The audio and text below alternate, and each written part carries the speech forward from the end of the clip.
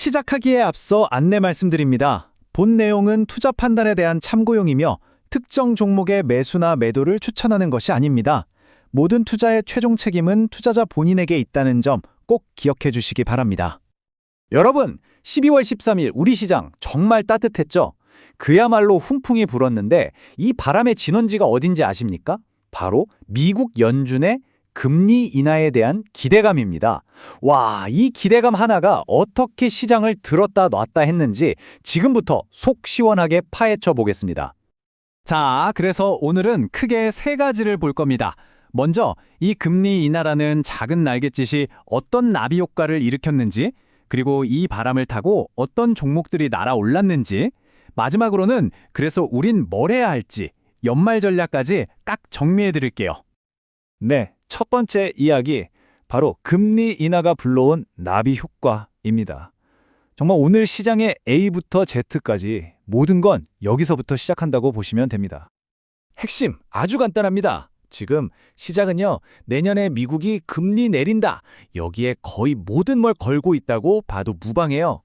이건 뭐 단순한 예측 수준이 아니고요. 지금 투자자들의 마음을 움직이는 가장 강력한 엔진, 바로 그 자체입니다. 아니 근데 금리 내리는 거랑 주식이랑 무슨 상관인데 라고 하실 수 있죠. 자, 쉽게 생각해 보세요. 금리가 낮아지면 기업들은 돈 빌리기가 편해지죠. 숨통이 트이는 겁니다. 반대로 은행 예금이나 채권 같은 안전자산은 이자가 별로니까 매력이 뚝 떨어져요. 그럼 이 많은 돈들이 다 어디로 갈까요? 그렇죠. 바로 주식시장으로 몰려오는 겁니다. 자, 이 도미노를 한번 보세요. 이게 바로 오늘 시장에서 벌어진 일입니다. 금리 인하 기대감이라는 첫 번째 블록이 딱 넘어지니까 와르르 연쇄 반응이 시작돼요. 미국 국채금리 떨어지고 달러 약해지죠. 그럼 외국인들 눈엔 어떨까요? 한국 주식 싸네? 하면서 매력적으로 보이는 겁니다.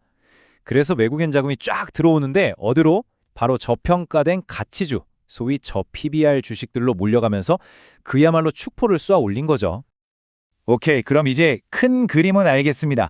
시장 전체에 훈풍이 불었다는 거. 그럼 이 바람을 제대로 탄 주인공들은 과연 누구였을까요?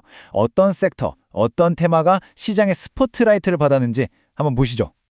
네, 바로 이 친구들입니다. 이 거대한 파도의 서핑보드에 올라탄 건 바로 자동차, 금융, 철강 같은 전통의 강자들, 바로 저 PBR 가치주들이었습니다. 외국인들이 그야말로 찜하고 집중적으로 사들이면서 시장을 쭉쭉 끌어올렸죠. 돈의 흐름을 보면 더 재밌습니다. 시장의 양대 산맥이죠. 외국인과 기관, 이 둘의 쇼핑 리스트가 좀 달랐어요. 외국인들은 나는 이거 하면서 운송장비, 금융처럼 확실한 타겟을 정해서 집중 사격을 했고요. 반면에 기관은 이것도 좋고 저것도 좋네 하면서 코스피, 코스닥 가리지 않고 좀 더 넓게 그물을 던지는 모습을 보여줬습니다. 그런데 말이죠. 오늘 시장이 단순히 금리 인하라는 하나의 노래만 부른 건 아니었어요. 이 오케스트라 속에서 자기만의 솔로 파트를 아주 멋지게 연주한 강력한 개별 테마들이 있었습니다. 오늘 시장의 핫 이슈 3인방입니다. 우주항공, 조선 및 기자재, 그리고 우크라이나 재건. 이 테마들은 시장 분위기도 좋았지만 각자 자기만의 확실한 호재를 등에 업고 정말 강한 모습을 보여줬습니다. 자, 우주항공 테마부터 볼까요? 이거 정말 스페이스X라는 이름 하나가 다 했다고 해도 과언이 아닙니다. 스페이스X가 상장할 수도 있다는 소식이 계속해서 군불을 떼니까 관련주들이 그냥 하는 거 솟구치는 거죠. 생각해보세요. 세계에서 가장 큰 비상장 기업이 시장에 나온다? 이건 그냥 산업 전체의 판을 바꾸는 엄청난 이벤트인 겁니다. 조선주도 분위기 정말 좋았어요.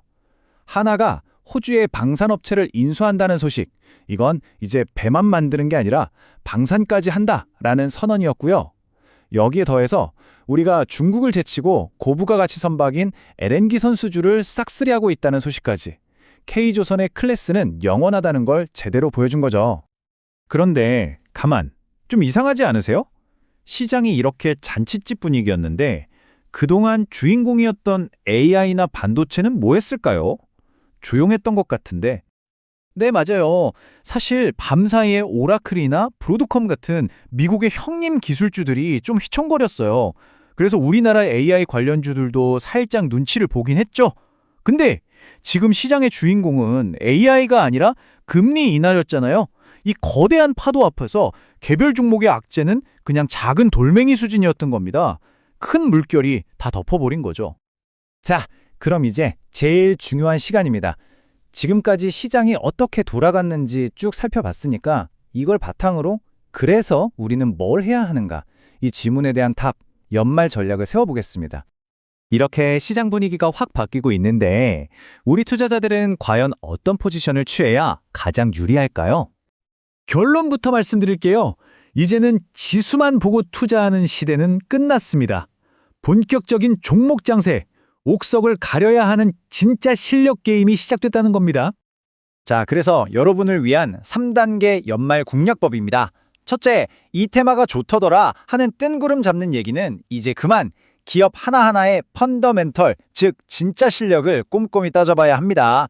둘째, 실적 전망이 계속 좋아지는 업종, 시장의 기대감이 커지는 곳에 주목해야 합니다.